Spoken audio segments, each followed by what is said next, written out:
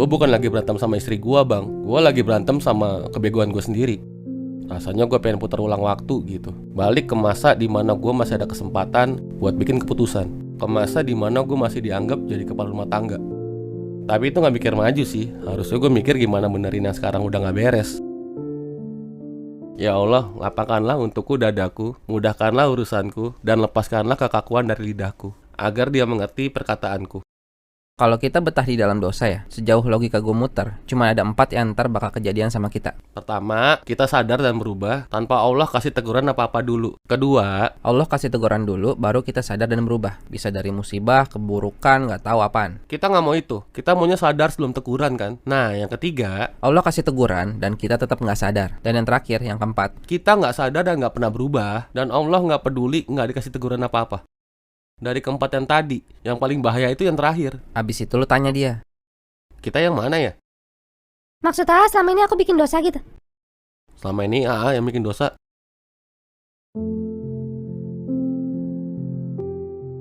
Mulai sekarang, gua adalah pemimpin di rumah tangga. Gua yang punya aturan, gua yang punya kebijakan, gua yang tanggung jawab kalau kenapa-napa. Gua yang gak ngarep apa-apa dari keluarga gua kecuali ridho Allah. Bu, ini masih kurang sih, disimpan dulu aja ya. Nanti kurangnya Fikri usahain. Ah, ini mah nggak urgent kok. Sebenarnya Mas tuh karena ibu menabung aja. Gak apa-apa, yang penting kamu aku, rumah tangga sakinah, ibu udah senang. Gua ada bang duit buat sisaannya biar mas ibu gua kebeli. Tapi selain berbakti sama ibu gua, sekarang gua juga harus bisa buktiin bahwa gua bisa sanggup dan bisa dipercaya buat jadi kepala rumah tangga. Bukan ngebuktiin ke istri gua, tapi ke Allah. Apapun yang terjadi di dunia ini kan takdir Allah ya bang. Allah tuh benar-benar tahu kapan musibah itu mesti datang, kapan rezeki itu mesti datang, kapan takdir itu mesti kejadian, kapan anak ini mesti diambil.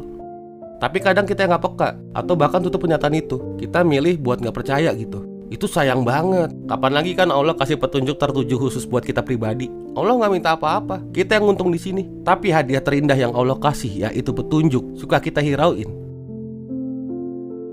Adam sempat dibilang udah sembuh, jadi dokter udah bolehin pulang. Tapi tiba-tiba besokannya badannya biru gitu bang.